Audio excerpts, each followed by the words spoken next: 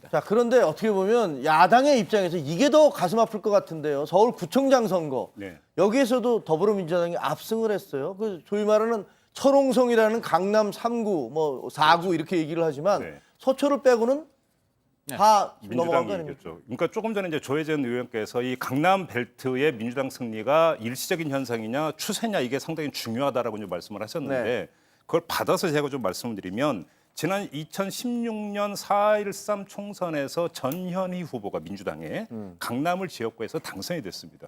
그러니까 강남 지역에서 지역구 의원의 민주당 어떤 후보가 당선된 전례가 기억이 가물될 정도로 없었는데 당선이 됐고 이번에 그 강남 벨트 새 그 벨트에서 두 곳에서 구청장을 배출을 했다면 지금 강남구청장 정승균 후보 지금 이제 구청장이 된 거죠. 저분이. 그렇죠. 예. 이렇게 본다면 이건 지금 하나의 이제 추세가 시작이 되고 있다라도 해석될 여지가 많죠. 이게 무슨 얘기냐면 부산에서 그러니까 추세하고 비슷하게 나타나요. 부산에서도 초기에 어떤 그 한 곳 이런 곳에서 일단 승리를 하면서 조금씩 확장해 들어가고 그러다가 요번에 압승으로 갔던 거와 비슷하게 강남 벨트에서 이런 현상이 나타날 가능성 물론 이거는 이후 여당과 야당이 어떻게 하느냐에 따라서 좀 달라지는 부분이 있겠지만 이 점을 좀 주목해서 볼 필요가 있지 않을까라는 생각을 합니다. 한국당에서 뭐 보수 정당에서 그동안에 이제 말은 중산층을 대변하는 정당이라고 했지만 실제로는 유한 계층 좀 경제적 여유가 있고 부유하고 한 그런 계층 상류 계층을 대변한 것이 사실이고 연령대로 보면 좀 연령대 높은 쪽을 대변한 것이 사실인데 지금 경제 양극화가 되면서 사실은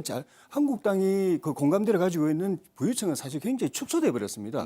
나무 중산층은 무너져 버렸고 못 사는 계층이 굉장히 많이 늘어난 상황에서 이 표밭에 이게 변화가 왔고 두 번째는 연령대가 높은 쪽을 지향하다 보니까 젊은 사람들 30, 40대가 정치적 모티베이션, 정치적 활동력 이게 굉장히 활성화돼 버렸거든요. 그걸 대변을 못 하니까 그게 야당 쪽으로 가니까 그리고 강남 사람이라 하더라도 잘 산다고 해서 보수는 아니거든요. 강남 진보가 처음에는 희귀한 존재였지만 지금 상당히 일반화돼 버렸어요. 강남에 살고 잘 사지만 생각은 변화를 지향하는 쪽이 그 굉장히 광범위하게 확산되고 있는데 한국당이 보수정당이 그걸 못 쫓아가는 거죠. 세월호 참사 직후에 강남 주부들의 반응을 보세요. 어떤 반응이었는지. 그때 박근혜 정권 상당히 규탄 많이 했었거든요.